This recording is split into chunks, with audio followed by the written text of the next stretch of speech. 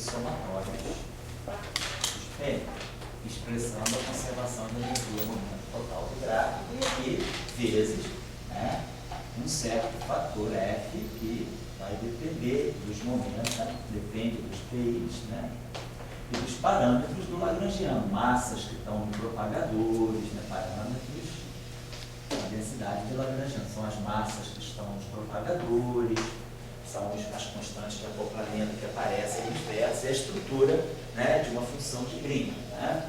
Nós tínhamos visto isso. Né? E essa função que aparece aqui, na função de Green, ela é a função que carrega, vamos dizer, a parte, pode ser perigosa. No fundo, ela carrega as integrais de loop. Né? Então, aqui estão as integrais.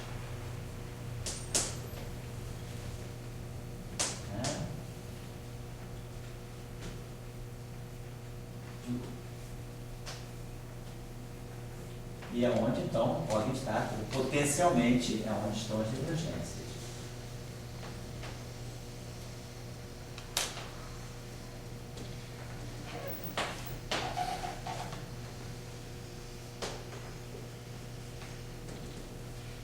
E aí nós começamos a fazer um critério, né? Nós vimos como é que era a estrutura dessas integrais de lucro, as integrais, basicamente, ela carrega os propagadores, essa função aqui, ela vai ter as integrais, né, envolvendo aqui, quer dizer, as integrais no espaço dos momenta, D4, Q1, D4, que é L, vamos supor que eu tenha L loops, né? Então eu tenho aqui, por exemplo, essa função ela pode ter L loops, né? Essa função de Green ela pode ser calculada na ordem de L loops. Então eu posso ter ali L loops. Deixa eu ver, o tchau vai cair hoje. Tá. Se ele faz um grande favor, você pode falar com ele, pra ele. Não é para virar aula, você pode falar comigo hoje. Você. Obrigado, Pedro. Para esperar a aula acabar, que eu falo com ele, tá, Vitor? Obrigado. Então, nós temos aqui, né, as integrais, N integrais, para cada loop nós temos, né, um momento. E aí aqui nós temos o produto dos propagadores.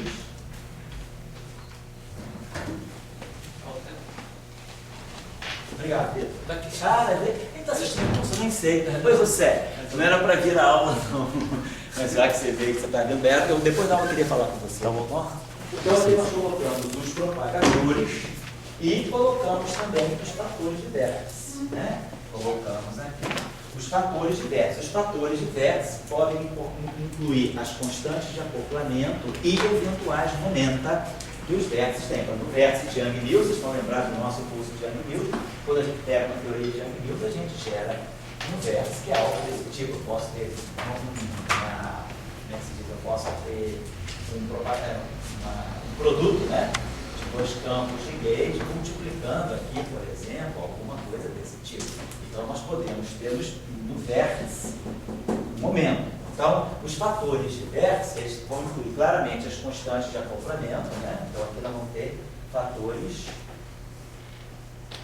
de vértice. Eu vou repetir isso um pouco, fazer outro gráfico hoje, só para a gente fixar bem as ideias.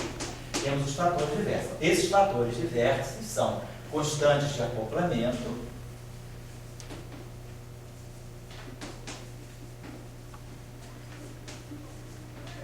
podem ser constantes de acoplamento, podem ser constantes de simetria, quer dizer, constantes do grupo de simetria, vou mostrar por quê.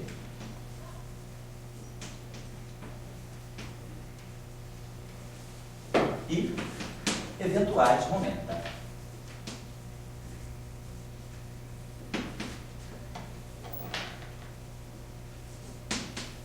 Então, essa é a estrutura, está claro para vocês. Eu vou pegar um gráfico só para a gente ver. Suponhamos que eu tivesse um gráfico assim, né, só para a gente ter uma ideia.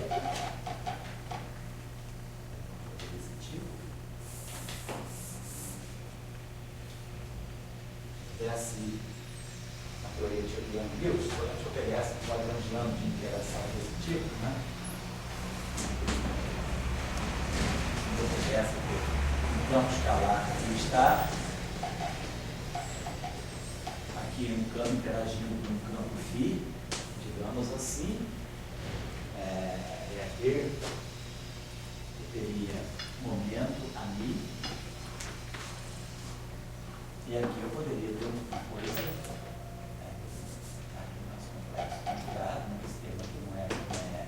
Esse termo aqui não é real, vou colocar o conjugado complexo dele, e mais um termo desse tipo, 2, está, e ami é isso aqui, se vocês estão lembrados, só para mexer um pouco aí com uma revisão de vocês, se vocês estão lembrados, esses versos aí são os versos que aparecem na nossa chamada QED escalar, né? Então, se vocês lembrarem, vamos fazer um exemplo disso aqui para QED escalar.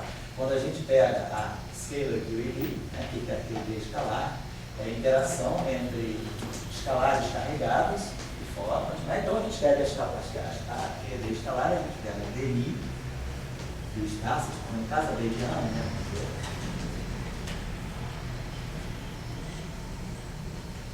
E menos M2 mais blá blá blá, a gente vai nessa. Esses versos saem daqui, né? Então, esses versos saem daqui. Quando eu expando essas derivadas covariantes e abro essa expressão, além da expressão do propagador do φ, do deriφ está deriφ, nós vamos tirar justamente isso aqui, em mi. Aparece aqui o verso I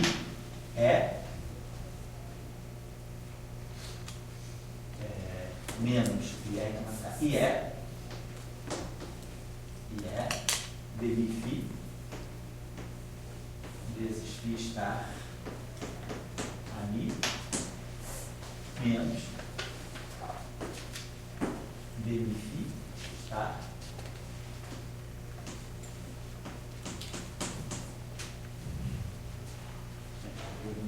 deriφ estar, aqui aparece com aparece positivo, ao contrário, deriφ estar aparecendo com φ, e aqui o demi aparece com φ estar, tudo isso aqui multiplicado por ami. Então é justamente esse vértice aqui. Eu coloquei aqui esse vértice todo aqui, isso, mas o complexo conjugado vai ficar menos i né, φ estar, então é exatamente aquele termo. Então esse vértice sai dali, que depois, quando a gente multiplica a parte de ami daqui com a parte de ami daqui, sai um outro vértice, que é 2, φ estar e ami. Então isso aqui são os vértices de interação da QED escalar, né? Se eu representar o meu campo φ por linhas contínuas, quer dizer, eu vou ter um vértice em que tem, nesse vértice eu tenho um φ estar, sempre um φ estar, um φ e um campo ami, e a constante de acoplamento aqui, né? Aqui tem um E, mas tem um momento. Eu vou ter sempre uma linha que vai carregar o momento do φ. Depois a gente vai fazer a regra de Feynman direitinho, mas estou fazendo só qualitativamente. Tem um momento associado ao φ. Então tem um momento aqui, vamos dizer, se aqui tem um campo ami, nessa linha aqui, nós vamos ter que colocar nesse vértice aqui o momento Pmi, vai sair o momento Pmi associado à linha do campo φ. E o outro vértice não tem momento, ele é um vértice que conflui uma linha de φ estar, uma linha de φ e duas linhas de ami. Então isso aqui tem um campo de gauge aqui, um campo de gauge aqui. Então, quando nós trabalhamos na QED escalar, nós temos esse vértice a mais. Na QED espinorial, não, nós não temos esse vértice. Na QED espinorial, a única interação é psi barrado é uma psi ami. Então, nós temos um vértice em que aparece o férreo complexo conjugado, o férreo original, no lugar do momento eu tenho a matriz gama mi e o campo de gauge aqui. Então, na QED espinorial, eu tenho um único vértice. Na QED escalar, eu tenho dois vértices. Então, eu vou poder formar claramente mais gráficos de Feynman nesse caso, porque eu tenho dois vértices à disposição. Então, vamos pensar numa função de Green, nesse caso aqui, uma função de Green de 3 pontos. Por exemplo, vamos supor que eu queira, na QED escalar, estudar uma função de Green. Eu não sei o que está aqui dentro do recheio, mas eu sei que eu vou querer colocar aqui um ami, um φ estar e um φ. Uma função de Green de 3 campos, 3 pernas externas, né? Nós tínhamos falado sobre isso aqui, porque isso vocês já viram, preciso manter essa forma aqui. Então, é uma função de Green, aquele tipo, né, que nós, quando tínhamos estudado os funcionais geradores, a gente pode ter funções com diretor. Seria alguma coisa desse tipo, uma função assim. Uma função que tem o campo φ estar no ponto x, um campo φ no ponto y, um campo a mim no ponto z. Essa função de isso aqui é uma função de Green típica da teoria. Então vamos ver como é que a gente pode, a gente sabe que essa função de Green pode ser corrigida. Suponhamos assim, algo desse tipo. Vou pegar, tem vários gráficos que contribuem. Vamos fazer que eu pegue essa função, essa estrutura aqui. Por exemplo,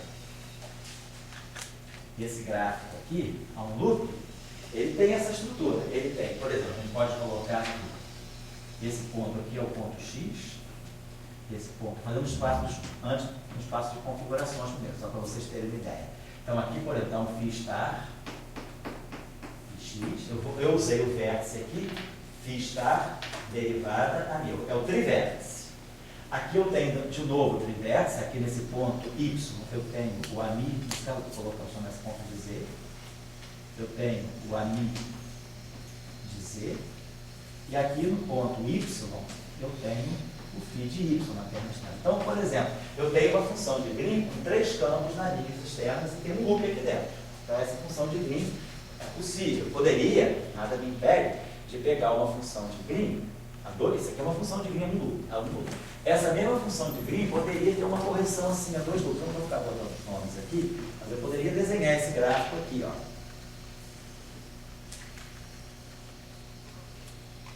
Por exemplo.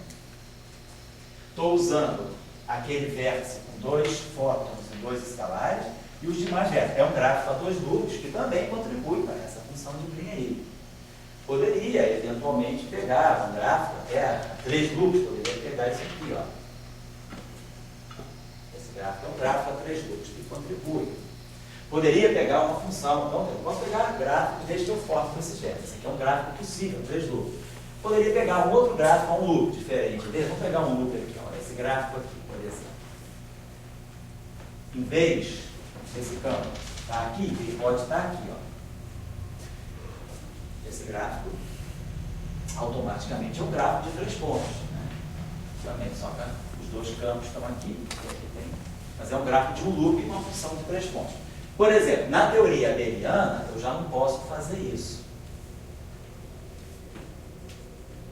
Porque eu teria que envolver aqui um vértice onde eu tenho 3 campos de gate. Isso não acontece na teoria abeliana. Na teoria abeliana, eu não tenho vértice de ami interagindo puramente com ami. Eu não tenho vértice só de A.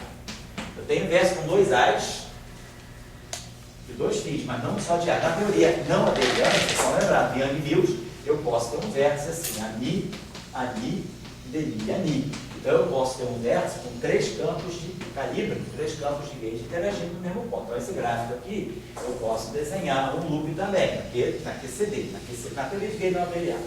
Aqui, por exemplo, eu posso desenhar esse gráfico, tem outras possibilidades também. Eu poderia desenhar esse gráfico aqui, aquele gráfico ali, a um loop, né?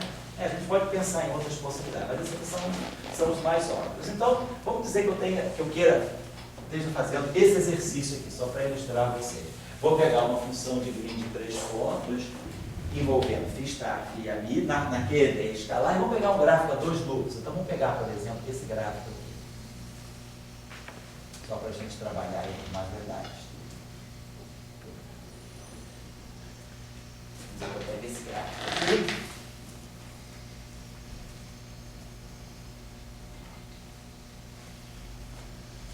E que, por exemplo, aqui, eu coloco a linha como linha externa. Então, eu estou pegando esse gráfico, que é um gráfico a 2 loops que contribui para essa função de Green. Então, é como se eu tivesse aqui meu ponto x, tem um campo externo aqui, que é o φ estar de x. Né? Aqui tem isso aqui, vem para cá, aqui tem o outro. Aqui, esse ponto aqui é onde está o campo vetorial externo. É o ami de z, eu vou chamar esse ponto aqui de z. E esse ponto aqui é onde está o campo φ. De y. Então, aqui é o vértice y. E aí eu tenho um outro vértice aqui, que que não dá a linha externa, mas é o vértice dado. Certo?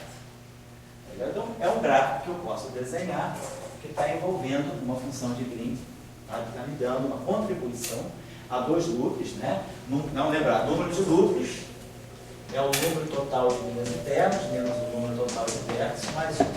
Quantas linhas internas eu tenho nesse gráfico? 1, 2, 3, 4, 5. Eu tenho que colocar 5 propagadores nesse gráfico. Isso aqui é linha externa. Não. Essa linha interna, essa linha interna, essa linha interna. 3. Essa linha bosônica interna e essa linha fotônica interna. 5. Então, tem número de linhas internas é 5. Número de vértices, 1, 2, 3, 4. Mais 1. Então, de fato, esse é o gráfico que tem, obviamente, dois loops aqui. Certo?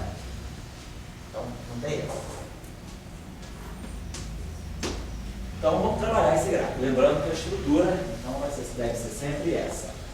Um momento e uma função. Vamos ver o que vai dar essa função que vai carregar. Vamos trabalhar de novo, como a gente fez na aula passada. Que depois que a gente pega a sistemática, claro, a gente vai aprender as regras de Feynman, a gente consulta qualquer livro, lá no final do livro, geralmente nos apêndices, tem regras de Feynman da QED, regras de Feynman da QED escalar, regras de Feynman de Young-Hills, regras de Feynman do modelo de Savant-Weinberg, todas as teorias, regras de Feynman da gravitação quântica. Claro, a gente está aprendendo a derivar essas regras de Feynman, fazer com mais detalhe, dado uma ação, como é que eu chego exatamente na regra de Feynman, mas depois a gente não precisa ficar fazendo isso toda a vida, a gente tem que pegar o bonde andando, né? A não ser que a gente construa, às vezes a gente constrói o próprio modelo, e aí a gente tem que ter o trabalho de derivar as regras de Feynman que não estão catalogadas. Vamos em frente então, vamos trabalhar esse gráfico aí. Então esse gráfico significa o quê? Que eu tenho um vértice eu tenho um vértice da QED com dois campos escalares. Esse vértice aqui, vamos ver que esse gráfico é formado por um trivértice, outro trivértice, um quadrivértice e o outro trivértice. Então vamos lá, eu teria que estar fazendo isso aqui na verdade. E é φ star de x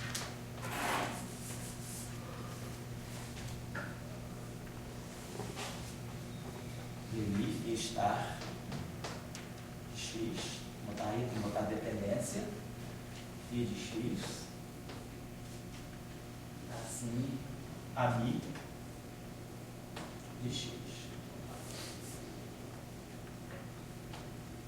Menos, esse é o trivértice, tá? Menos IE, aí nós vamos ter φ star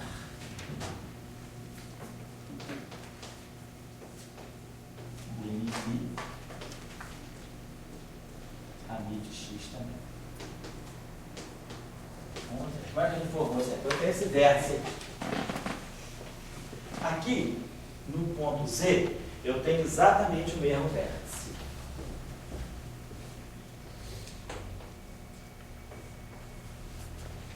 Tá, essa derivada, só para lembrar que é dw, derivada nas coordenadas w, i, φ star de w, φ de w. Aí aqui vamos botar a mi, aqui vamos chamar de mi, são vértices mudos, né? A mi de w.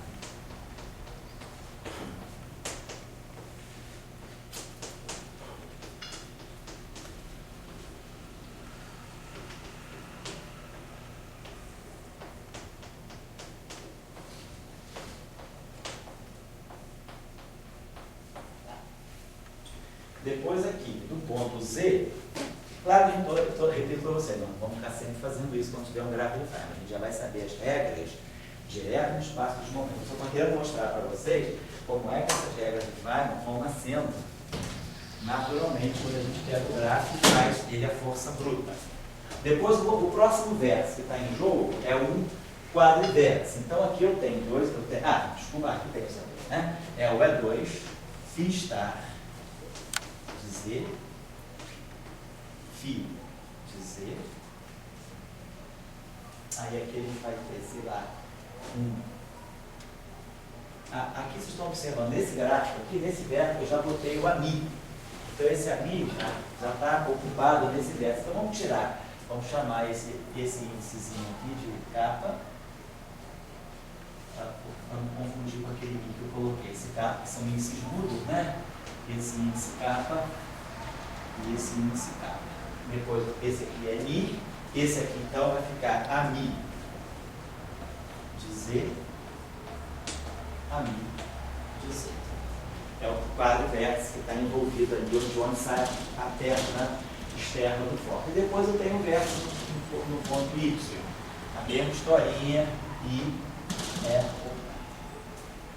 Está vendo aí com vocês ou tá bom assim? Está atrapalhando? Está ajudando aí tudo, Nath? Tá um pouco. Tá tranquilo.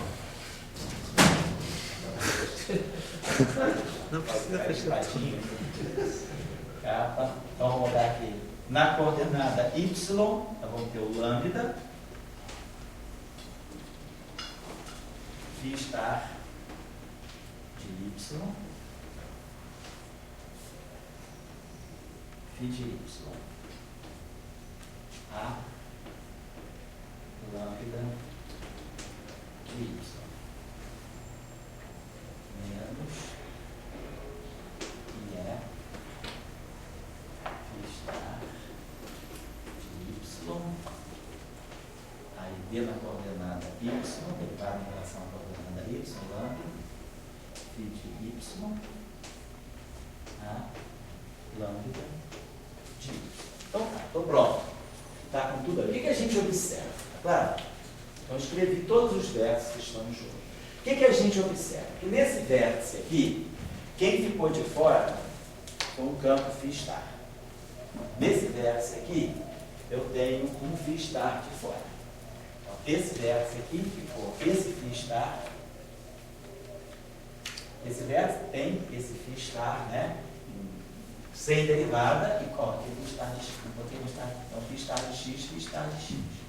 Esse cara fica fatorado ali. Vamos tentar incorporar, botar isso aqui de uma forma só. Então, depois o que a gente observa? O Φ, então olha só, esse Φ star ficou aqui de fora. Então, quem sobra aqui é o Φ. E essa linha aqui é uma linha de uma capa. Tá? Então, aí vem. Esse é aí, aqui, opa, vou botar aqui só para você saber, aqui é Φ. Então, daqui chegou. A gente sabe que na teoria, na queda escalar, né, nós temos dmi Φ star, dmi Φ, que dá da Lagrangiano, e o termo de massa é M2 Φ star Φ. Então, nós sabemos que o propagador da teoria que tem um escalar carregado, a função de Green de dois pontos, ela não é uma função de Green que liga Φ com Φ, ela liga Φ star com Φ. Então, se esse vértice aqui já separou o Φ star do lado de fora, aqui dentro, esse vértice só pode ser o Φ. Agora, quando esse Φ se propaga daqui para cá, ele não vai de Φ para Φ. A linha de propagador é sempre ligando um Φ com um Φ star. Então, aqui nessa linha eu tenho Φ star, tudo bem? Então, se aqui é Φ star, aqui é Φ. Se aqui é Φ, aqui é Φ star. Se aqui é Φ star, aqui é Φ. Se aqui é Φ, aqui é Φ star. Aí fica tudo certinho, ó. Propagador de Φ para Φ star, propagador de Φ com Φ star, propagador de Φ com Φ star. Está tudo direitinho. Esse Φ ficou na linha externa e esse Φ de Y também ficou na linha externa. Então, na linha externa, selecionamos esse aqui e selecionamos esse aqui. Então, na linha externa, esquerda ficou o Φ star, no vértice X. Eu selecionei o campo na linha externa e o outro campo propagou. E lá na linha do vértice Y, quem ficou na linha externa foi o campo Φ. O Φ star, ele está ligado à linha interna, está no processo aqui de propagação. Aí, é claro, esse vértice aqui, eu chamei o campo de gauge que está aqui de A capa, nesse vértice aqui. Vem para o vértice Z. No vértice Z é o campo AMI. Aqui tem um AMI de Z e aqui tem um outro AMI. Aqui ele vem AMI, Φ star, Φ. No vértice W, coordenada W, aqui é um AMI. Então, aqui é um AMI. E no Y é uma lambda.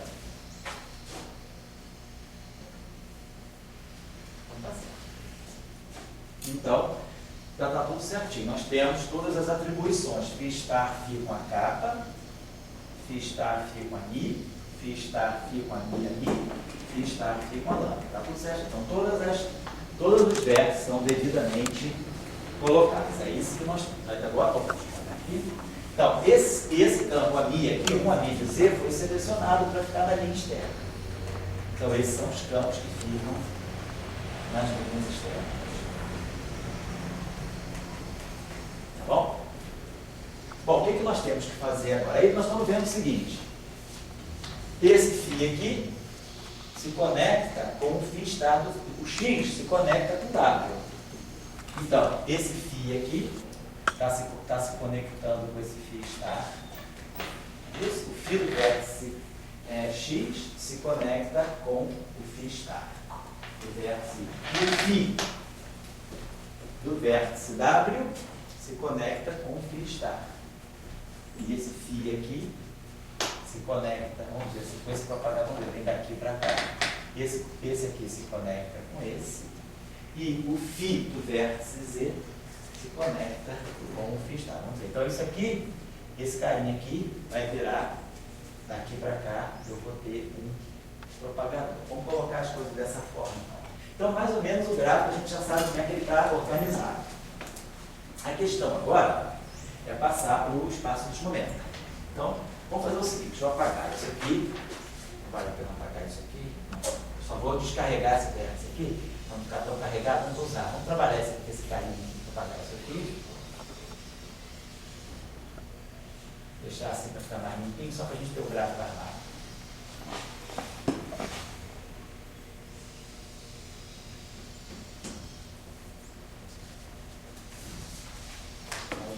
Então tá, tudo organizado, só para a gente saber o gráfico como é que é. Então o que a gente teria, o que a gente tem que fazer, né? Eu estou pegando, então esses dois gráficos, esses dois vértices aqui, estão todos, está tudo resumido, esses dois termos estão todos resumidos nesse vértice aqui, né? Então a gente tem que guardar isso aqui. Então eu teria que fazer esse termo aqui, esse cara aqui, indo com esse, mas agora nada me impede também desse φ aqui bater com esse φ star. Eu tenho que ver todos os termos, né, que nós vamos gerar. Vamos tentar ver uma forma mais simples de colocar isso aí. Vamos fazer a seguinte coisa. Se a gente faz a transformada de Fourier, por exemplo, nós sabemos outra coisa que nós sabemos. Quando a gente vai escrever esse gráfico, cada termo desse é um termo da ação. Então, tá, nós temos, vou colocar assim, integral d4x, d4w, d4z, d4y. Temos essas integrais todas aí, uma integral para cada ponto, porque eu estou fazendo, são termos da ação.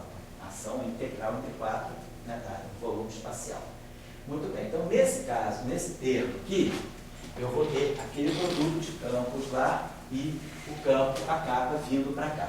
Então, o campo a capa está conectando x com z. Então vamos fazer o seguinte, vamos colocar a expressão que nós temos aqui para esse campo aqui. Esse campo, então tem que pegar esse termo aqui, vamos fazer o seguinte, esse meio trabalhoso, se a gente arranja uma notação mais compactada, a gente bota esse termo aqui, tá certo, vamos dizer que a gente coloque todo esse termo aqui, eu vou ter que fazer, vamos fazer o seguinte, vou fazer, só para a gente ter uma ideia, então, vou apagar isso, a gente vai ter que fazer isso aqui, vezes, então, vamos fazer um trabalhinho aqui separado, paralelo, só para ver como é que fica esse termo aqui no espaço dos momentos, eu vou fazer isso aqui, depois a gente bota o resultado aqui.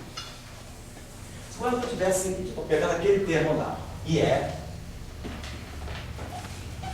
integral de 4x, que isso aí vai dar uma sugestão de tudo o que acontece depois. D capa, vou botar assim, φ star, e a capa, e menos,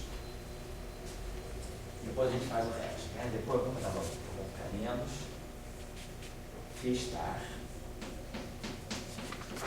D capa, puxa essa linha de fora, a capa. Só copiei aqui, então passei isso aqui para cá, beleza. Vamos botar então as transformadas de Fourier, vamos escrever as transformadas de Fourier desses campos aqui, está tudo no ponto X, então vamos ter aqui, ó, I, F, integral d4x. Então vamos ter agora, para cada esse campo aqui, cada campo φ vai ter a sua representação integral de momento. Então eu vou ter que d4, quer dizer, p sobre 2π à quarta. Professor, Pode falar. esses pontos externos x, y e z tem que estar dentro da integral, porque eles são pontos externos. O x, y, z? Não, isso aqui estão dentro da integral. Isso aqui é um termo de ação.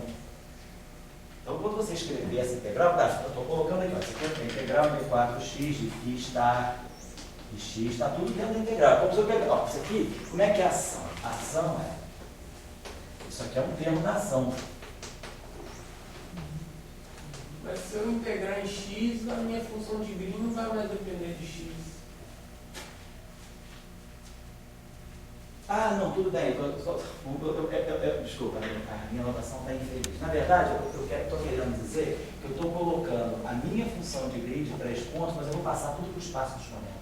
Eu estou querendo dizer que isso aqui vai ser tudo uma função. Vai ser tudo no espaço, como eu tinha dado para você no início. A função de Green depende de n pontos. Vamos colocar então assim, como a gente já pode colocar aqui os momentos, vamos colocar esse momento então. Estar d4p, aqui bota um q, sei lá, e aqui bota. Então bota p1 aqui, p2 aqui, vamos fazer isso. Estou querendo dizer isso, desculpa, tá? Tua observação é boa. Na verdade, a função de Green, eu estou colocando a função de Green no espaço dos momentos, né? Vamos tirar isso aqui. Estava querendo colocar, lembra quando eu pensei assim, você, vamos pegar uma função de Green de n pontos que dependa de n momenta, né? Então é isso, eu vou pegar essa e disparar isso aqui. Eu já estou pegando a função de Green dessa forma, vamos colocar desse modo aqui, escrever dessa forma, uma função de Green que dependa desses campos aqui, esse que eu estou colocando, tá? Aquela anotação é meio abusiva. Então depende dos momentos. Então eu estou começando com o gráfico de Feynman no espaço de configurações. Cada termo, cada vértice sai do termo da ação, por isso que tem as integrais, tá? Claro que depois, justamente aqui, quando eu faço essa transformada de Fourier, esses campos aqui passam agora a depender só dos momentos. Então vamos chamar esse momento aqui de P1, tá? Vamos chamar esse momento, depois a gente muda o nome, então. P1, chamar esse aqui de Q, então eu vou estar integrando. E o momento é L, que é o momento da linha, né? Tem 3 funções aqui dentro. Tem φ estar, φ e a K. Então eu vou chamar o momento, a integral de Fourier de φ, então você vai ficar derivada, dk, e aqui não, φ estar, aí a transformada de Fourier disso aqui, φ estar P1. Vamos transformar de Fourier, é elevado a menos IP1, aqui está. Então aqui fica é IP1x. Quando eu pegar o campo φ, eu vou ter φ de Q é a menos IQx. E quando eu pegar o campo, aqui é também transformada de Fourier, vou colocar assim. E aqui é o campo AK til de L, é a menos I. Estou escrevendo só o primeiro termo também. Claro, essa derivada aqui ficou, quando eu derivar em relação a x, isso aqui já fica I P1 K. Quando eu derivar em relação a x, tá bom? Ficou I P1 K. Então esse é o primeiro termo. Quando eu for fazer no segundo termo, vamos lá, no segundo termo, vai ficar tudo igual, vai ter um sinal menos. Aí nós vamos ter o φ estar de P1. E aí, quando eu derivar esse cara aqui em relação à derivada espacial dele na componente K, vai pegar esse momento aqui, menos Q. Então, eu vou produzir aqui menos I Q componente K. Tá? E aí, mantém o exponencial. Eu não estou nem colocando de novo o exponencial. Esse exponencial está aqui para não ficar sobrecarregando a notação. E til de Q, essa exponencial aqui. E aqui é a mesma coisa. A til L e essa exponencial aqui. Então, todos os tempos, essa exponencial vai ser mantida em todos os tempos. O que a gente está observando que esse vértice fica? Esse vértice ficou. Aí dá, todas essas, como eu tenho integral em V4x, eu vou produzir aqui I P1 menos Q menos L x, certo? I P1 menos Q menos E de X é a mesma coisa do outro termo. Então, o que a gente observa, que a gente já tinha aprendido, que cada vértice, como eu tenho integral em D4x numa onda plana, cada vértice vai dar um somatório, né? Vai ter P1 menos Q menos E. Então, cada vértice me dá um delta de conservação do momento. O que acontece com esse momento aqui, P1? P1 é o momento associado à linha do φ'. Q é o momento associado à linha do φ e L é o momento associado à linha do A. Então, essa linha aqui está carregando o momento L, essa linha aqui está carregando o momento P, P1, eu chamei de P1, isso, aqui. E a linha do φ, que essa linha aqui é do φ', a linha do φ está carregando o momento menos Q. Vou fazer só para esse verso, depois para os outros é só copiar. Menos Q. Opa, está carregando o momento Q. Né? Então, o momento aqui é P1, o momento aqui é Q, o momento é... Claro, estão organizados dessa forma. P1 tem que ser igual a Q mais L. Então, vamos dizer, significa que, por exemplo, P1 está entrando, e aí esse L está saindo, e esse Q está saindo. Quem está falando isso, então? P1 tem que ser igual a Q mais E. Então, se a gente orienta esse entrando, esses dois estão saindo, né? Porque P1 menos Q menos L igual a zero. No fundo é isso. Então, se eu organizo que é positivo quem está entrando, os negativos são os que estão saindo. Ou vice-versa, por aqui, P1 igual a Q mais L. Só para a gente saber que em cada vértice. Agora, observe aqui. Esse termo aqui, onde é? Esse termo segundo aqui, ele vai dar a contribuição. Então, esse terminho aqui está fazendo o seguinte, a gente pode, então, nesse termo aqui, o fato de que vocês estão observando. Quando eu faço isso tudo no espaço dos momentos, eu quero só mostrar que isso aqui fica fácil assim. Então, eu fatório isso tudo aqui no espaço dos momentos, o que a gente ganhou nesse vértice? A gente integra em x, e o que a gente ganhou nesse vértice? Claro, integral de 4Q1, integral de 4Q, integral de 4L. O que a gente fatora é o φ' de Q1, o φ de Q, de tio, o φ de tio. Todas transformadas de Fourier. Eu não vou botar o tio, porque você já sabe que é transformada de Fourier. Aqui o AK.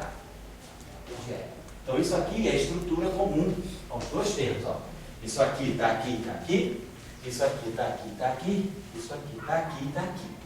Agora, o que acontece? Eu pego isso tudo, vai estar além das integrais, claro, as ondas planas já desapareceram, porque viraram delta, então aqui eu tenho vezes o delta de P1 menos Q menos L.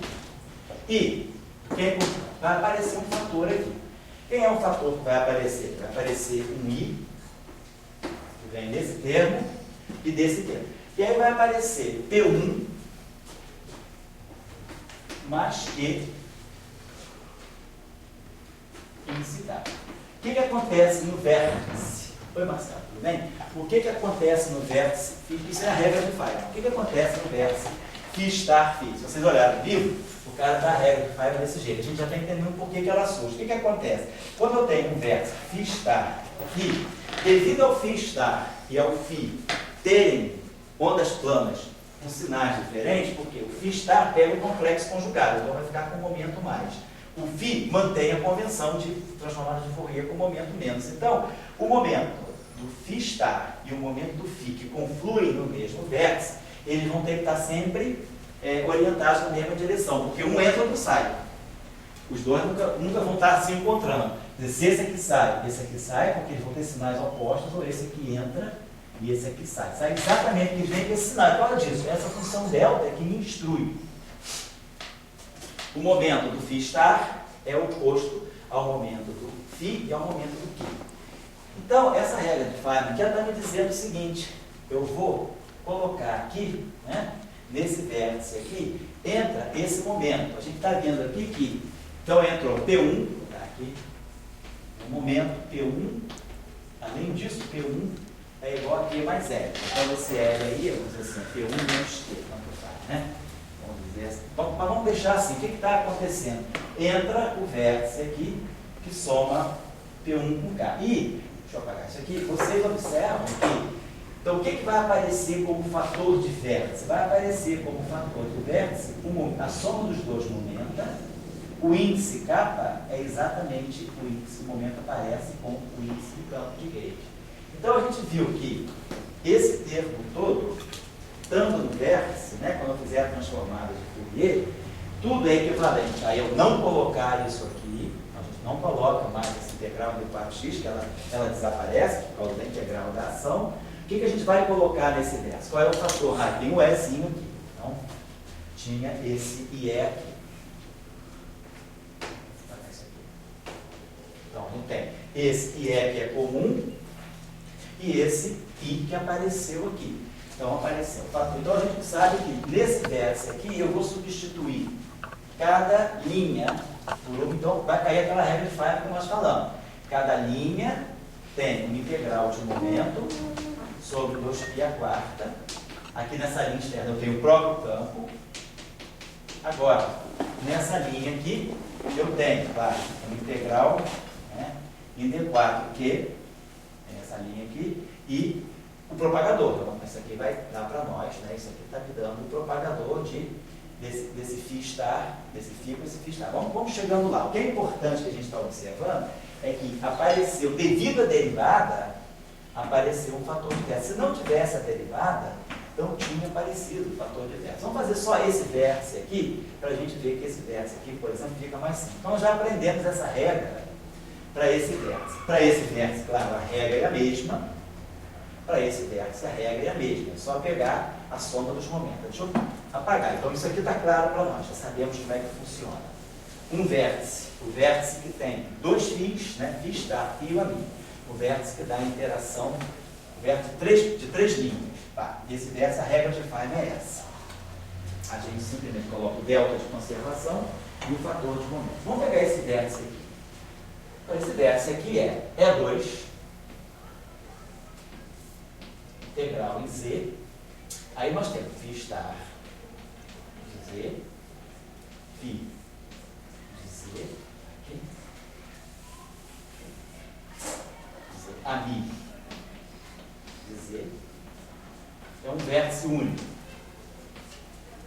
Então, vai fazer simplesmente a transformada de Fourier de todo mundo. Não vou nem ficar colocando aqui. Então, vai ficar. Quando nós fizermos a transformada de Fourier de todo mundo, vai estar aparecendo a integral, vamos dizer, D4P sobre 2π². Vamos dizer que P seja um momento desse. Para cada vértice, D4K, 4Q sobre 2π². D4L do A. Sei lá, D4R. Vamos nem colocar todos os fatores, vai ficar φ star. Tá? No sentido da transformada de Fourier de P, φ de Q, ami de L, ami de R. E aí os fatores de onda plana de cada um. Esse aqui vai aparecer com LPX, IPZ. Esse aqui vai aparecer com menos IQZ. Esse aqui vai aparecer com menos IRZ e esse aqui com menos IRZ. Então, estou pegando o vértice e fazendo a transformada de Fourier. Só isso. Claro, aí agora, lembre-se que eu tenho integral de 4Z que eu não escrevi, é o que vai matar a onda plana. Então, todas essas ondas planas, com aquela integral de 4Z, vai ficar um delta de P menos Q menos L menos R. Então, a gente vai produzir um delta de P menos Q menos L menos R, mostrando sempre o quê?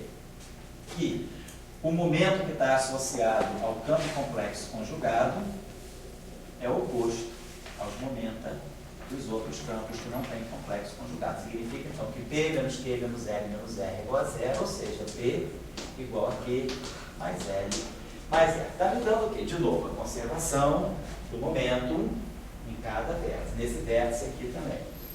Então, a gente já aprendeu. O fator de vértice, então, nesse caso, não está aparecendo nada, não tem momento, não tem nada, simplesmente é a regra antiga. Em cada vértice eu coloco um delta que expressa a conservação dos momentos, certo? Foi o que a gente fez aqui.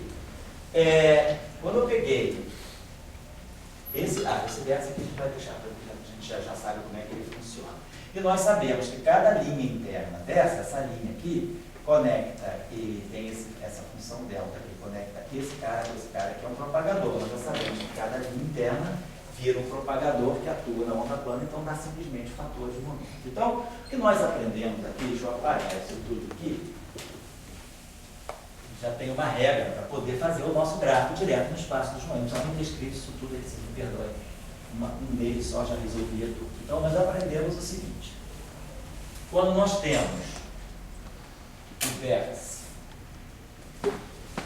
tá aqui. Então, isso tudo, pessoal, já é tabelado, tá certo? Isso tudo a gente não vai precisar ficar nas teorias conhecidas, a gente não precisa ficar fazendo caso a caso, não. Então, quando eu pegar, por exemplo, aquele escalar, esse vértice aqui, um vértice que tem essa estrutura, então nós vamos ter aqui φ estágio, φ e um campo de gauge ali, nós aprendemos essa linha aqui de momento que está entrando, esse momento que está entrando aqui, e esse momento aqui, vamos dizer, está saindo, aqui, e esse momento aqui está saindo.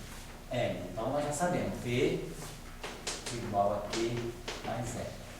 E aí o fator que nós estamos colocando nesse vértice é o IE, então esse I aqui, então vai produzir um fator aqui que vai ser menos E, e aí P, a soma desse momento que corre na linha φ estar aqui. Então, justamente isso aqui, ó. P mais Q, índice I, com o índice do campo de gauge que está aqui. Então, isso aqui é o fator de vértice para esse gráfico. E depois, o fator de vértice para esse tipo de interação. E para esse tipo de interação aqui, em que eu tenho φ estar, φ, a mim, simplesmente está aparecendo aqui o fator E2. Não tem E2, claro. E posso pensar assim, é como se eu tivesse, posso pensar assim, a minha ali, e aqui o fator é a minha. Vou colocar dessa forma. Então, simplesmente é o que aparece aqui. É o anil contraído com anil, o fator é com anil, não importa. Então, a gente já está pronto para escrever esse gráfico. Então, agora eu vou só vou ampliar esse gráfico aqui, para a gente poder escrever ele do outro lado mais fácil. Então, nós desenhamos esse gráfico de Feynman. Então, se eu tiver que calcular esse gráfico de Feynman, vou ampliar ele bem. Um gráfico de 2 loops. Não precisa se preocupar que na vida da gente, a gente calcula poucas vezes 2 loops, né? A gente calcula uma vez no curso para aprender e depois só se você trabalha. Geralmente, quando a gente faz teoria de campo, trabalha em teoria de campo, se você não vai fazer, se você não é especialista em loop, você faz sempre trabalho um loop para poder estudar alguns efeitos a um loop e depois você generaliza. Ou alguém que é mais especialista faz sempre a coisa funciona assim, Weinberg calculou não sei o que lá, um loop. Aí um pós-doc lá que tem que fazer trabalho, ele calculou, deixa eu calcular 2 loops para ver o efeito de correção. Então você fica sempre trabalhando na correção, mas essa é uma etapa da vida da gente. Você já faz trabalho, eu já fiz trabalho até 3 loops também, mas correção da correção. Para garantir pós-doc, né? O cara calculou, deixa eu calcular 3 loops, aquele trabalho sem criatividade nenhuma mesmo, né? Só para fazer o cálculozinho, aí você faz essas coisas, mas geralmente você faz o cálculo, um loop para ter uma ideia, e depois você tem também argumentos, você começa a ter argumentos para generalizar certas coisas. Tem gente não, que passa a vida, como eu falei com vocês, aquele Tarasov, Avidev, esse pessoal, na Itália tem o Ettore Eremiti, tem uma turma de pessoas aí que passam assim, a especialidade deles é calcular loop, então o cara desenvolve, mas aí é uma tecnologia, o cara desenvolve realmente uma tecnologia. Opa, tudo bem, cara? Para calcular 2 loops, 3 tem uma série de peculiaridades. Isso aí é um especialista tem que saber.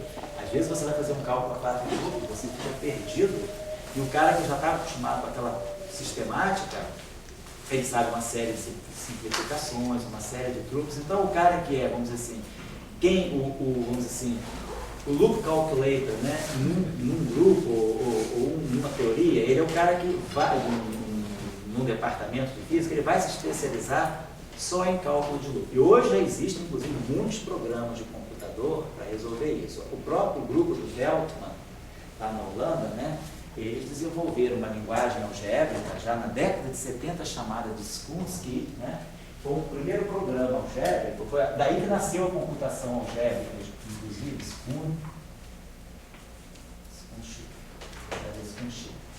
Skuna, né? Aquele barquinho, né? Skuna, em holandês isso aí é Skuna. Então esse programinha, Skut, ele fazia esse cálculo. Ele começou a calcular, porque o pessoal em Quantum Gravity, os cálculos ficavam muito complicados. Os vértices não eram vértices simples assim. Um vértice em Quantum Gravity pode ter 9 termos. Um propagador, um simples gráfico de Feynman em Quantum Gravity pode envolver uma soma algébrica de cerca de 10 a 3 termos.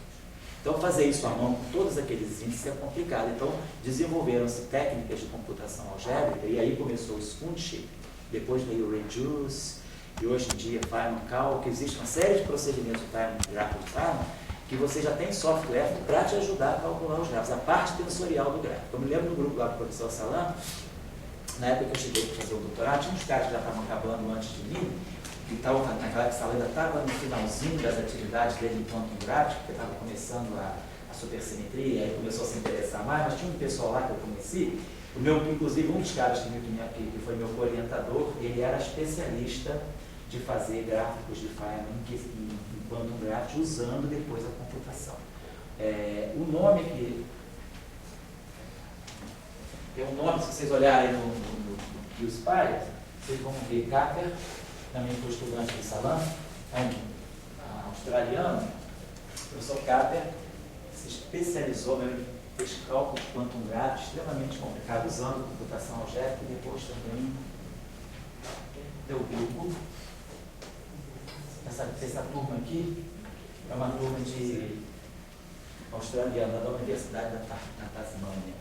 Karl Capper, Delburgo, esse pessoal todo teve um nome ligado ao cálculo de Quantum Gravity usando essas técnicas de computação algébrica. Eu estou querendo dizer para vocês com isso é que calcular o que a gente chama de higher loop calculation, significa calcular, pegar teorias e analisar teorias a 2 loops, a 3 loops, a 4 loops. Isso é uma atividade de pesquisa que pode ocupar a tua vida toda.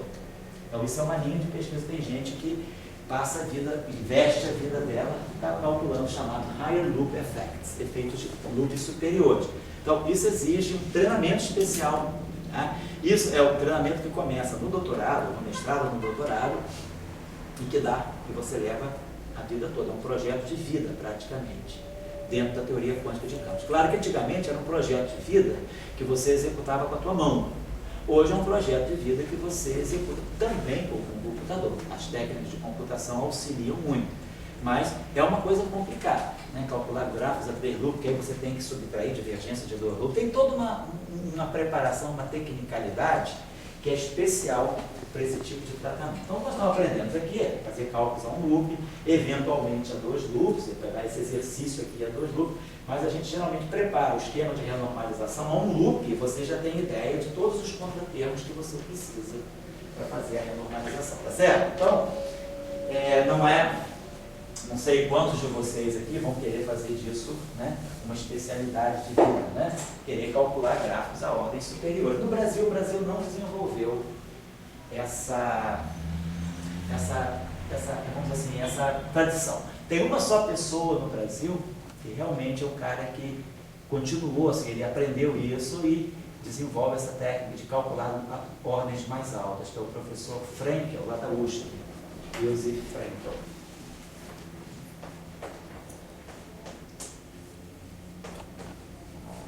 Aqui no Brasil, a gente olhando assim a comunidade toda, claro, todo dia com um gráficozinho um loop e tal, mas assim, o cara que desenvolveu uma tecnologia assim, que tem uma prática de calcular loops superiores é o professor Frenkel.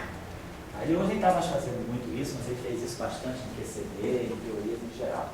No Brasil não tem uma escola de higher loop computation. Na Itália tem, na Inglaterra tem bastante, também na Rússia tem bastante russo envolvido com higher loop computation. É uma coisa que agrada, né, um tipo de física que o russo pode ter um aspecto técnico forte. Na Inglaterra, o grupo de maior competência é o grupo do Queen Anne's College. Chineses também. Os chineses também tem uns grupos de chineses. Lá na Inglaterra, o Imperial College, que era da onde Salam saiu, né, que era onde Salam era professor, ele deixou uma geração lá de pessoas que fizeram isso. E essas pessoas do Imperial College formaram um pessoal que o Capper era do Queen College e tinha um pessoal do King's College também, mas a tradição maior era do Imperial College. Então lá na Inglaterra tem dessa escola ainda, do Imperial. Depois não tem muito não. Não tem os alemães que fazem isso também. Tem pouco, não tem muitos grupos no mundo não. Mas é uma coisa importante, né? Agora é uma coisa que se você precisar fazer um cálculo a 4 loops, assim, tirar resultados a 4 loops, é uma coisa que é meio difícil você fazer sozinho. Você tem que se associar com alguém que já seja especialista nessa área de cômputos de loops superiores em teoria de campo, tá certo? Não, é uma coisa difícil, você acha, sabe? Tem que fazer integrar, mas tem nuances, aspectos, assim, e tem aí, você pode cometer erros triviais, divergências que se entrelaçam, você não percebe. Tem um aspecto muito especial. O cara tem que ser realmente especialista naquilo para ele saber todos os truques, tá? Mas não se impressionem nisso, muito por isso, porque isso aqui é uma coisa que a gente está vendo aqui no curso, né? Dificilmente na vida da gente, a gente tem que fazer muitos trabalhos envolvendo 2 grupos e tal. Não precisa ficar se preocupando muito, não. Então a gente tem esse gráfico. Quando eu tivesse calcular esse gráfico, então esse gráfico aqui, nós estamos colocando aqui, nós fizemos então essa associação. Coloquei aqui, vamos dizer, um momento P1, e aqui vamos dizer que a gente está colocando um momento P2, essa linha que está saindo, e aqui a gente está colocando essa linha externa aqui, um momento P3.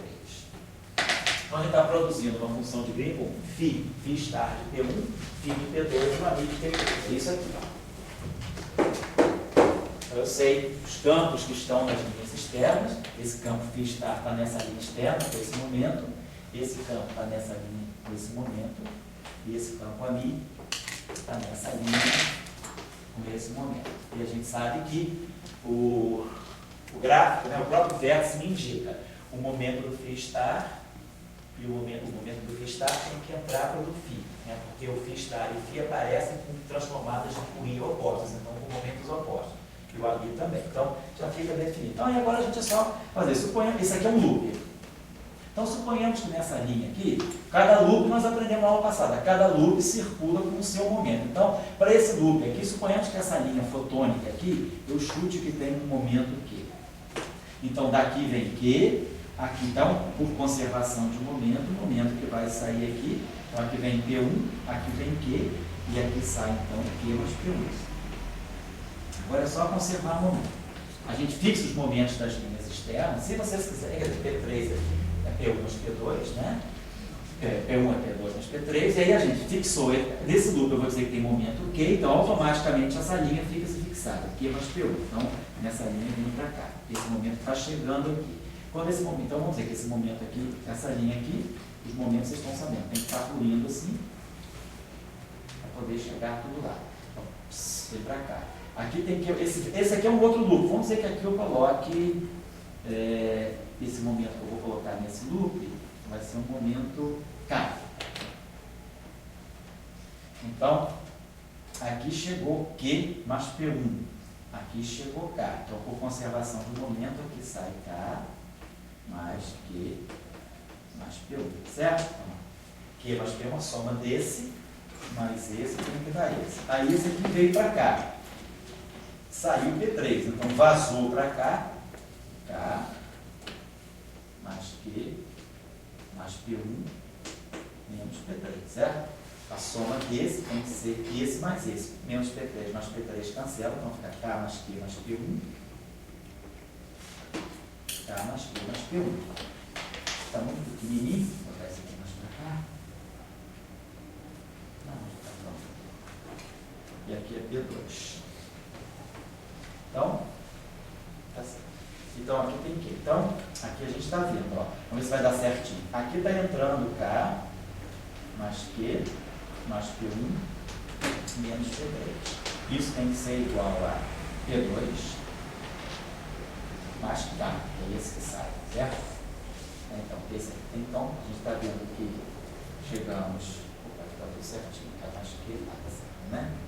Aqui tem P3, arranjei o P3, tá certo. O senhor não tirou aqui. Você não tirou aqui, né? Aqui então entrou aqui tá certo, aqui entrou o P3, né? Esse aqui está certo, né? Não, aqui para trás agora sai aqui, né? Não, tá certo. O de trás tá certo. Da frente É, o da frente. Esse aqui, né? Esse aqui está certo, né? K mais P mais P1. Esse tá. Então aqui entrou K mais P mais P1, aqui saiu P3. Então aqui está K mais Q mais P1 menos P3, certo? Não, não tem Q aí, porque o Q já voltou. Oi? O que saiu por cima? O que sai P3, sai Q também. Desculpa, tem razão, tá? Eu realmente estava pulando esse. Obrigado, Dino. Tá aqui, é. Esse Q está saindo aqui, então tá certinho.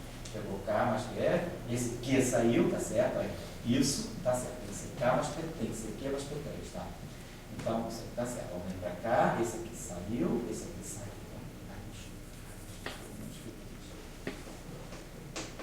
Tá certo, né? Então tá legal. Então, conservou direitinho. Esse entrando tem que ser a soma dos três saindo.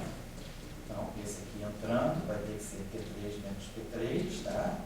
Esse aqui entrando, esse aqui saindo Q, então Q, tá certo? Mais P3, e aqui K mais P1 menos P3. Então a soma dá tudo certo, K mais P1 menos P1, tá certo. E aqui então ficou certinho. Foi esse aqui, K mais P1 menos P3, e aqui P2 mais K, tá certo. Então, K cancela, tá certo? E aí a gente tem que P1 igual a P2 mais P3. Aí fecha com a conservação global do uso. Então tá legal, tá tudo certinho. Obrigado pela correção. Então ficou tudo acertado. Cada vértice está com a sua conservação. E aí a gente aprendeu a regra na aula passada. Bom, agora vamos montar o gráfico. A gente aprendeu as regras do Feynman aqui. E na aula passada a gente tinha aprendido que cada linha carrega uma integral de momento e o propagador. Cada linha interna carrega uma integral de momento e o propagador associado. Então, vamos começar agora a botar. Então, quantos nós temos, né? Esses campos aqui nas linhas externas, vamos colocar assim, aqui está. Então, nós temos as integrais das linhas externas. Temos integrais P4, P1, sobre 2π a quarta, e está de P1. Então, deixa eu falar todas as integrais externas. Isso aqui são termos de ação. Um termo típico da ação.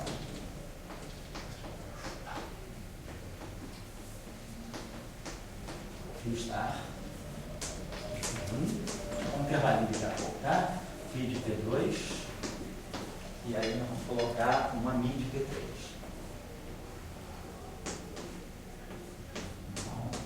E aí temos um delta de conservação. Claro que uma daquelas integrais eu vou poder sempre eliminar por conta dessas aqui. Eu tenho φ de P1 menos P2 menos P3. Está aqui, né? Delta, tem um delta de P1 menos P1. Então isso aqui é a parte que é trivial, não tem nada. O efeito de loop vai começar a correr agora. Então, isso aqui que nós vamos estar calculando agora, que é importante para nós. Isso aqui é linha externa, um campo, nós botamos lá. Linha externa, um campo, já colocamos lá. Linha externa, um campo, já colocamos lá. Então, aquilo que eu coloquei para vocês lá naquela função de grilo original era o delta de conservação do momento total vezes o fator F, que é o F, que é o cerne do gráfico de Feynman. Então, o cerne do gráfico de Feynman é esse. Então, as regras que nós aprendemos, né? Vamos ter quantos loops aí? Temos o loop K e o loop Q. Então, nós vamos ter duas integrais de loops. Integral D4K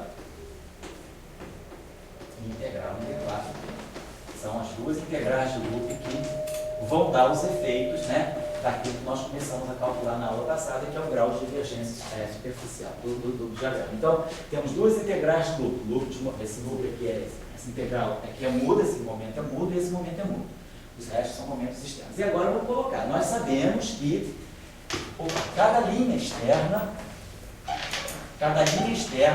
então cada linha externa dentro do seu campo, cada linha interna é um propagador. Então daqui para cá eu tenho um propagador de φ estar com φ, daqui para cá eu tenho um propagador de campo de gauge, daqui para cá um propagador de Fock, assim vai. Vamos fazer o seguinte, nós estudamos no curso passado que nós podemos escolher as linhas de campos de gauge. Podemos trabalhar com os campos de gauge do gauge Feynman, por exemplo. Podemos trabalhar no gauge de Landau. Podemos trabalhar no gauge covariante. Eu não lembro se vocês lembram da expressão no curso passado, mas a gente acabou vendo que quando nós pegamos um campo de gauge a μ, o propagador ficava dessa forma no espaço dos momentos.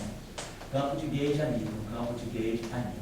função de Green de 2 pontos para o campo de calibre no gauge de Feynman. A gente podia trabalhar num gauge genérico que tinha um parâmetro alfa. Aí se alfa fosse igual a 1, nós tínhamos o gauge de Feynman. Se alfa fosse igual a 0, a gente tinha um gauge de Landau. No gauge de Feynman, essa expressão ficava, tem o fator menos I sobre K2, eta mi. Então, o propagador do campo de gauge. Vamos trabalhar então, vamos calcular esse gráfico no gauge de Feynman. Vamos calcular esse gráfico com os propagadores de campo de gauge no gauge de Feynman. A gente tinha feito o cálculo no semestre passado, botava o fator de gauge fixo 1 sobre 2 alfa de mi a mi ao quadrado. Aí aquele alfa se repercutia, ficava 1 menos alfa na parte longitudinal, e a gente podia fazer alfa igual a 1, alfa igual a 0. Então, o gauge de Feynman é esse aqui, ó. Simplifica bem a forma do propagador. Não é o gauge mais apropriado para certos propósitos, tá? Para certos propósitos, é melhor trabalhar no gauge de Feynman. Ficou mais explícito certos cancelamentos. Vamos lá. Bom, agora, então, lembrando, todo vértice tem um campo de gauge, aqui já tem um campo de gauge a mi. Então, nós sabemos que o vértice da gaivota, esse vértice da gaivota, ele tem sempre os 2 campos de gauge com o mesmo índice. Então, se aqui é mi, aqui é mi. Então, aqui o campo de gauge que vai estar aqui, vai ter que ser um índice mi. Então, esse campo de gauge se propaga para cá, um índice mi. Então, esse propagador aqui, primeiro vamos colocar esse propagador aqui, vai ser menos I sobre K2, sobre Q2, eta mini. Aí, o que nós aprendemos? Que nesse vértice aqui, esse vértice aparece com o mesmo índice do campo de gauge que está nessa linha associada. Então, e qual é a regra de Feynman? É menos E, então eu vou ter que colocar aqui nesse vértice, mais um vértice, menos E, e a soma desse momento. O momento do φ está somado com o momento do φ. Então vai ficar P1 mais Q mais P1. Então vai ficar Q mais 2P1. Então nós vamos ter aqui um fator de vértice que vai ser Q mais 2P1, mas com que índice? Com o índice do campo de gauge que está ali, é o Mi. Esse Mi aqui, ó, foi esse Mi aqui. Então eu já tomei conta desse propagador, já tomei conta desse vértice. Agora eu tenho que tomar conta desse propagador aqui. Esse propagador aqui é um propagador de um campo escalar. Então ele é I sobre Q mais P1 ao quadrado menos M2. I sobre Q mais P1 ao quadrado menos M2. Então é esse propagador aqui.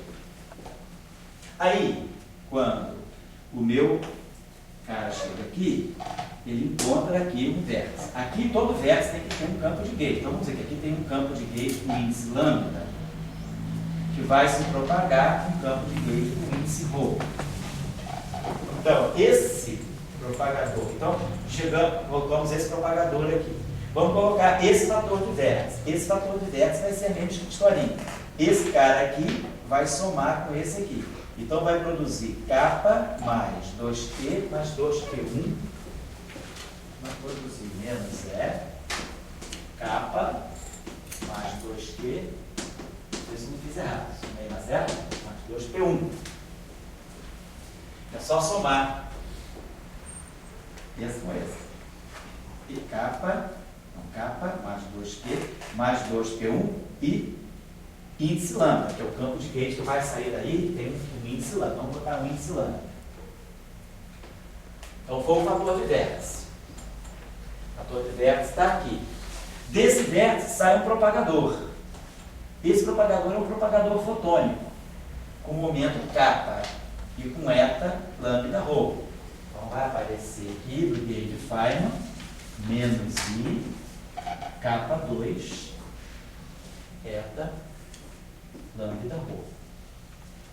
Então já colocamos esse propagador, já. Esse vértice, já. Esse propagador, já. Agora temos que colocar esse propagador aqui. O propagador está simples, é K mais P P1 ao quadrado menos M2.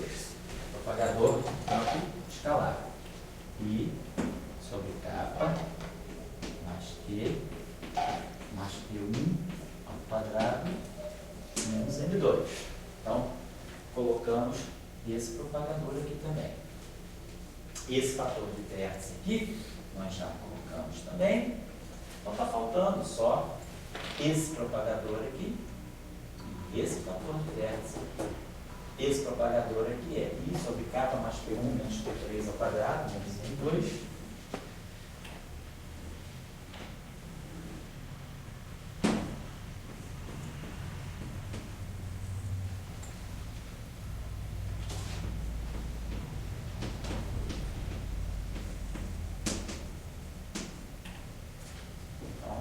Esse propagadorzinho que coloquei. E agora tem que colocar esse fator de vértice aqui. Esse fator de vértice aqui tem delta de lambda rho. Esse fator de vértice aqui vai ficar a mesma coisa. Vai ser esse momento, mais esse momento vai ficar K mais P1 mais P2 menos P3. Vai ficar menos E. Acho que aqui eu esqueci de botar assim. Aqui vocês me perdoem, nesse vértice aqui, aqui faltou uma coisa, esse vértice MI, mas aqui esse vértice aqui tem um fator E2. Está faltando um E2. Eu poderia colocar aqui. Peguei aquele primeiro vértice, peguei o propagador K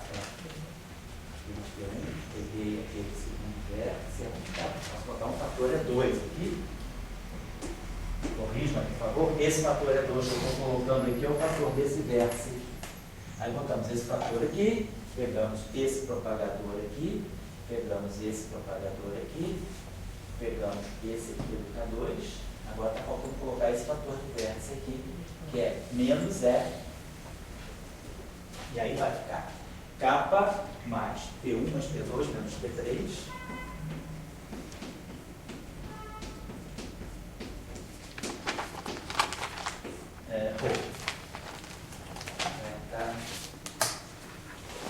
Então vamos ver se esse gráfico, então, no final do dia, eu botei ali a eta mini, tá certo? Eta mini e o campo externo é a mi, tá certo?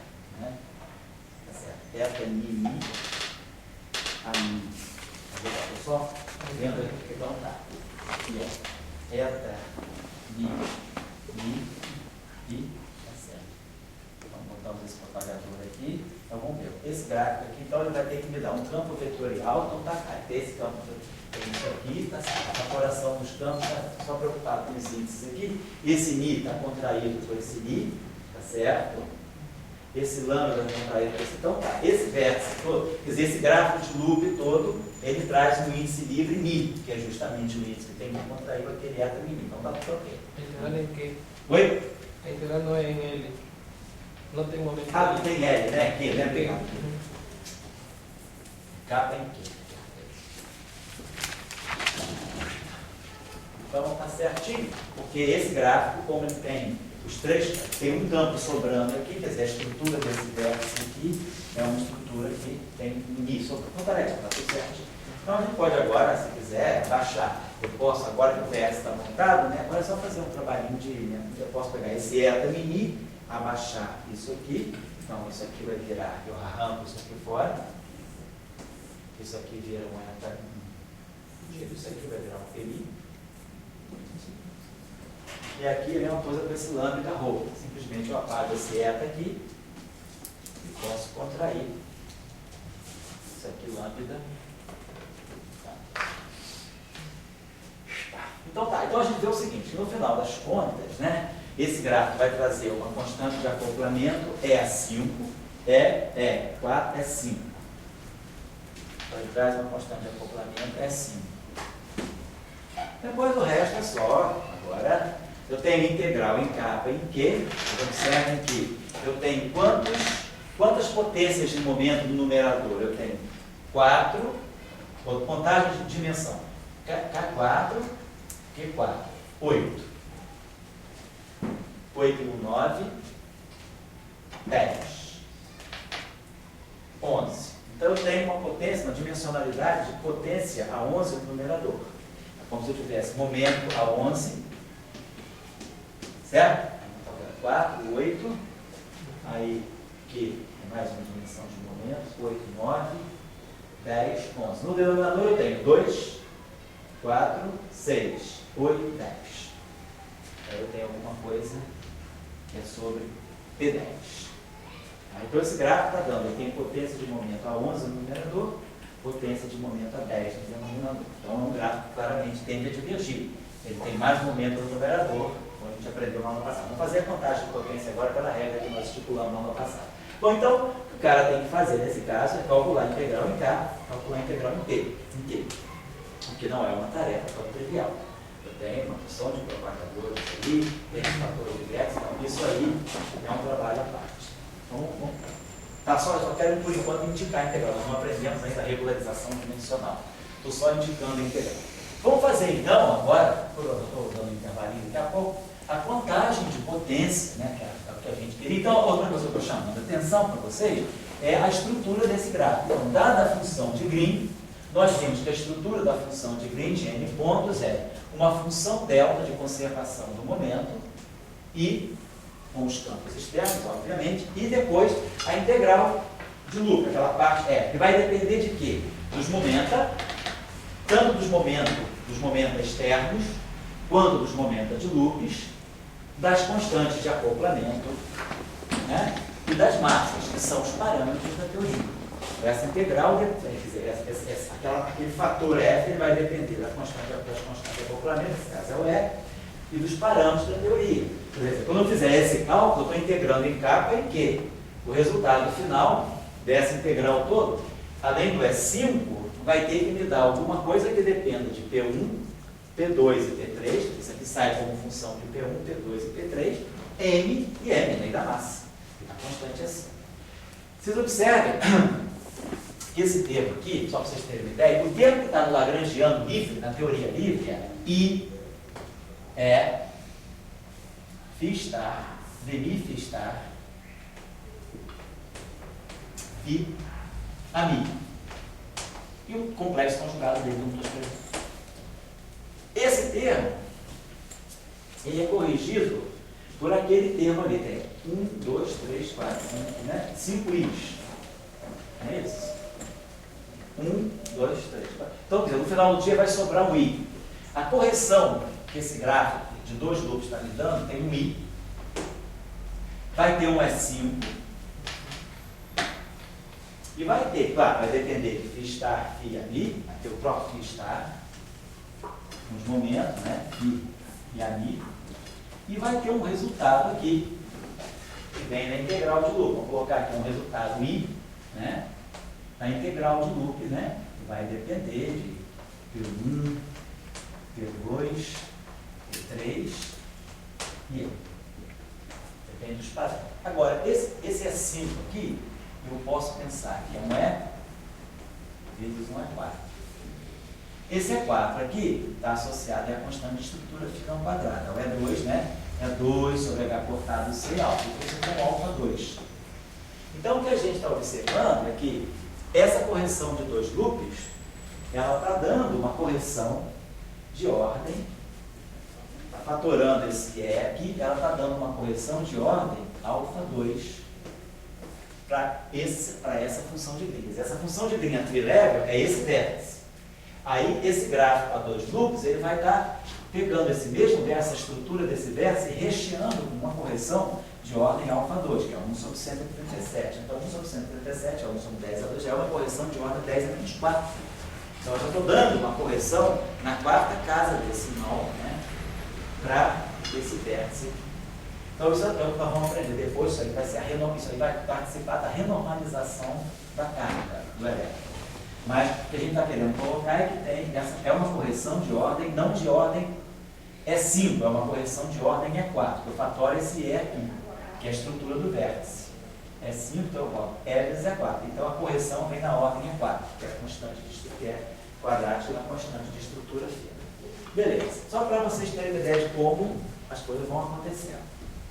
Vamos agora voltar então, deixa eu apagar isso aqui, e voltar para a gente fazer a nossa regra, o power count, que a gente aprendeu na aula passada. Vamos tentar ver, aqui nós vemos que esse gráfico aqui, ele está divergindo da ordem de P11, né? Ele estava dando um P11 sobre P. Então esse gráfico tem duas linhas externas e uma linha. Vamos ver ali o grau de divergência superficial. O que nós aprendemos na aula passada? Nós aprendemos que para tirar a divergência, quer dizer, contagem de potência, a potência de momento, vamos colocar aqui, a potência em momento de um certo gráfico, ela sempre vinha da seguinte maneira. Cada linha interna, nesse caso eu tenho duas categorias de linha interna. Tem uma linha interna para o campo φ. Então, cada linha interna para o campo φ, cada linha interna ela contribui com um integral de momento e um propagador. Então, nesse caso, cada linha interna vai contribuir com uma potência de momento mais 2. Cada linha interna de φ. Cada linha interna de A, da mesma forma. O propagador do fóton é a mesma coisa. Então, ele vai produzir um fator mais 2 também. Lembramos que cada vértice contribui com um delta de conservação dos momentos. Então, cada vértice produz um fator menos 4. No espaço dos momentos, né, a função delta tem dimensão de momento a menos 4. A integral de 4 de t, do delta 4 de t dá 1. Então, a integral, a função delta de Dirac tem dimensão oposta ao elemento de volume do espaço dos momentos, menos 4. E aí, claro, depois nós temos que cada trivértice, só acontece com um trivértice, cada vértice de 3, né, cada vértice desse tipo, carrega uma potência de momento no numerador, dá aquela potência de momento, a soma dos momentos do que está no fio. Então ele produz uma potência mais. Então, quando a gente for armar, então como é que vai ser a contagem de potência, a potência de momento total do gráfico genérico na QED escalar? Isso aí é a QED escalar que nós estamos analisando. É a QED com dois tipos de vértices. O vértice φ' e a mi e o vértice da gaivota, que é φ' e a mi. Então, ele tem a contagem de potência dele, vai me dizer, cada perna, cada linha interna, cada propagador do φ me corresponde e contribui com uma potência 2. Então, cada linha interna vai produzir um momento 2φ.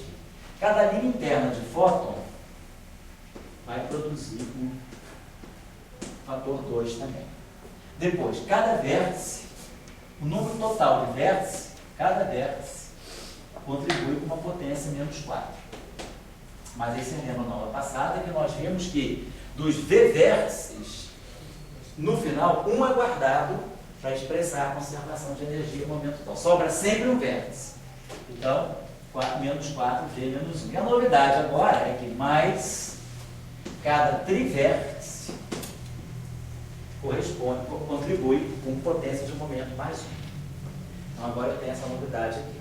Cada vértice que tem dessa estrutura aqui, ele corresponde com traz uma potência mais 1. Então esse fator aqui aparece. E aí o que a gente tinha aprendido? Que em função disso, depois nós tínhamos que introduzir as chamadas relações topológicas. Então, toda teoria, a gente tem que olhar para os vértices da teoria. Professor, Oi, pode falar, como é? 3v3 ali eu estou. É cada momento. Só tem um momento no vértice. O momento era assim, ó. Ah, tá, cada momento. Entrava aqui, esse momento mais esse, tá? T mais Q. Então o fator é um momento, um componente de momento. Para ser um vértice com o fator 3, como você está falando, eu teria que ter um vértice, por exemplo, com 3 derivadas, algo assim. Dmi, Φ, Dmi, Φ', sei lá, B,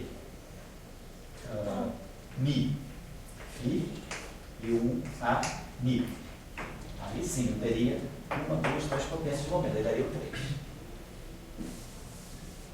Está convencido? Tá. Tá. Bom, então agora a gente tem que passar para as relações topológicas, que é o que vai estabelecer a relação entre o número de linhas internas, o número de linhas externas e os vértices que estão dados. Então, vamos pegar cada relação topológica. Ela faz uma contagem, né, do número de linhas de um dado campo. Então, cada linha interna de A, uma linha interna, ela sempre se liga a dois vértices da teoria, então produz dois vértices. Cada linha externa tem um único vértice. Então, com isso aqui, o que eu estou contando? Eu estou contando, cada linha interna vai me contar 2 vértices, e cada linha externa me conta um vértice. Então, eu estou contando, no final do dia, eu estou contando o número total de linhas que se agregam aos vértices. O A, ele participa de 2 tipos de vértice. Esse vértice e esse vértice. Então, cada vértice desse tipo, cada vértice do tipo 3, o vértice V3 de 3 campos, ele tem uma linha de A. Então, isso aqui vai ter que ser V3. Agora, esse vértice aqui, cada vértice desse vai contar 2 linhas de A. Então, aqui eu vou colocar 2 linhas de A nos vértices da categoria V4. Então, essa é a relação topológica. Por exemplo, esse gráfico aqui, vamos fazer só o teste da gente. Esse gráfico aqui, a gente botou isso, isso e isso. Então, quantas linhas internas de A eu tenho? 1, 2. 2 linhas internas do campo de gate. Então, 4. Quantas linhas externas eu tenho? 1. Quantos vértices do tipo V3 eu tenho? 1, 2, 3. E quantos vértices do tipo V4 eu tenho? 1 vezes 2, 2. Então fica 5 igual a 5. Então, essa relação topológica está bem verificada para esse gráfico. É sempre contando isso, né? Isso vale para cada vértice. Agora, a mesma coisa eu vou fazer para o φ. Cada linha interna de φ do campo de escalar, mais cada linha externa do campo φ, vai estar contando o número total de linhas de φ que comparecem nos vértices. Cada vértice V3 traz 2 φs.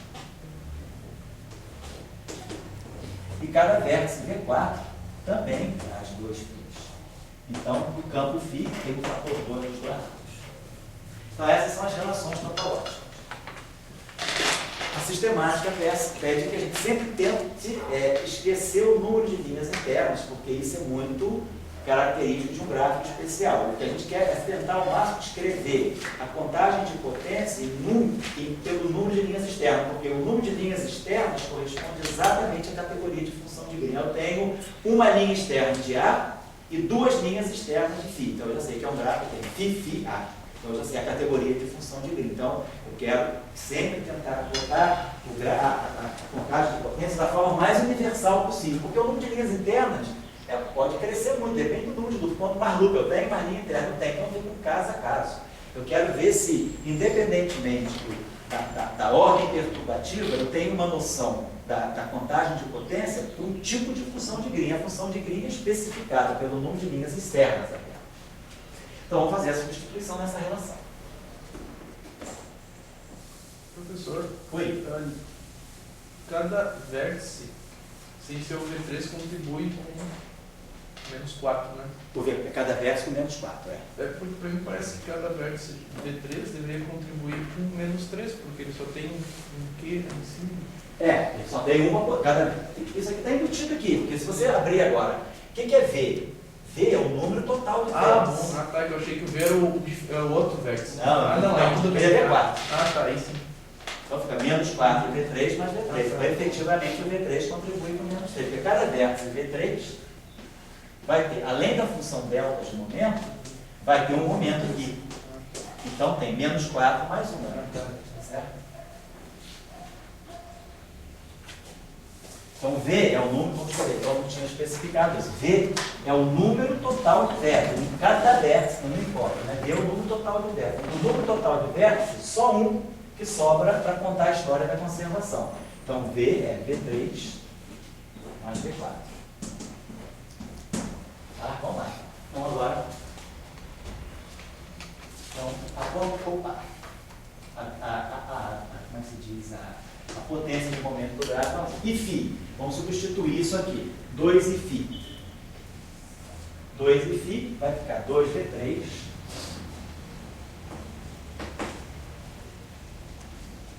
mais 2V4 menos F.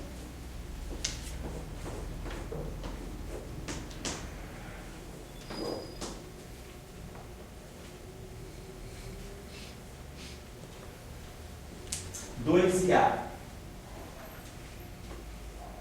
mais V3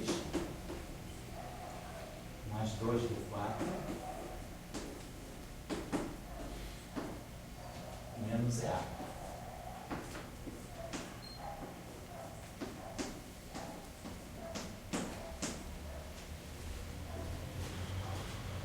Menos 4V, vamos colocar menos 4V3 menos 4V4 mais 4 e mais V3. Certo? Então, no final do dia, vamos lá. 2V3 mais V3 mais V3 menos 4V3. Então, cancela. 2V4 mais 2V4 menos 4V4. Cancela.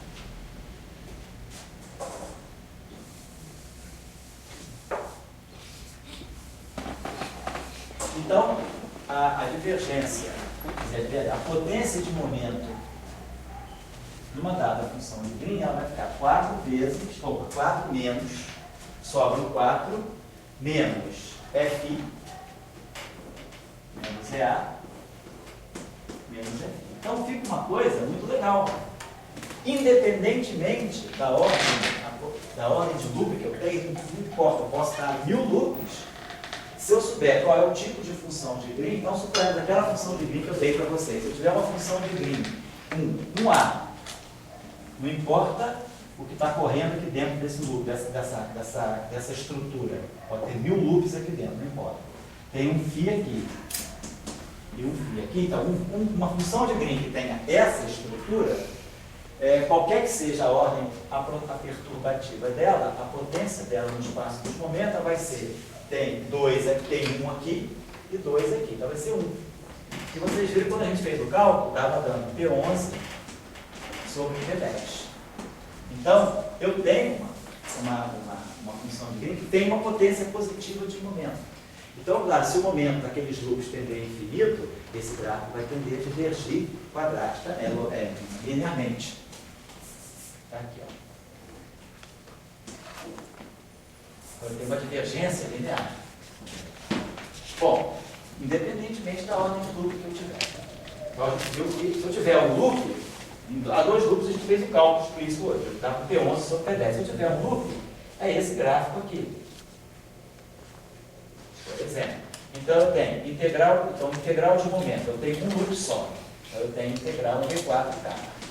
Esse K tem um propagador, 1 sobre P2, um outro, 1 sobre P2, propagador desse verso para esse verso, um propagador desse verso para esse verso, e um propagador desse verso para esse verso. E tenho 1, 2, 3. Tem um momento que vem desse vértice, um momento que vem desse vértice e um momento que vem desse vértice. Então eu produzo P7, momento A7 sobre o momento A6. Então está linearmente divergente. Então isso é independente da ordem perturbativa. Por exemplo, se eu pegar uma função de Green que contenha apenas 2 amis nas pernas externas, campo vetorial e campo vetorial. Esse gráfico aqui, que nós chamamos de polarização do vácuo, né? E esse gráfico aqui tem só 2. Então, esse gráfico aqui é divergência, 2, não importa a ordem perturbativa. Se eu pegar o gráfico com 2 fios, 2 A's e 2 fios, 2 e 2, 4. Esse aqui tem potência 0, então é uma divergência logarítmica. Então, mas o que é importante é que nós classificamos nesse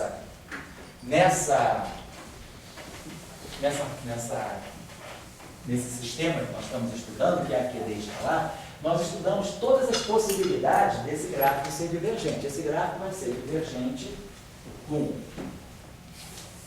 se eu tiver um gráfico com uma linha externa, uma linha externa de φ, sempre que eu tiver 4, as divergências vão aparecer lá para 4 menos EA menos Fi maior ou igual a 0. Então, isso aí só vai ser divergente sempre que o EA mais o Fi for menor ou igual a 4. Então, eu vou satisfazer essa divergência quando esse cara aqui for 0, esse cara aqui pode ser 1, pode ser 2, pode ser 3 e pode ser 4. Então eu posso ter 1, 2, 3, 4. Depois, quando esse cara aqui for 1, eu posso ter tá. Então a gente vê a única novidade que está. Deixa eu apagar isso aqui. A única novidade que está. Vamos fazer outras possibilidades. A igual a 0. F eu não intervalo, né? Vamos deixar isso aqui para a gente dar um intervalo. Eu nunca dou intervalo. As intervalos, tá? Então, esse é um bom ponto de parar. Chegamos à contagem de potência da QED escalar. Nós vamos ver que tem uma novidade. A contagem de potência já vai indicar para a gente que a teoria não está completa. Tem alguma coisa faltando no Lagrangiano. Quando a contagem de potência é boa, porque ela diz, você já aprende a fazer contagem de potência bem, você bate o olho no Lagrangiano, você já tem uma técnica.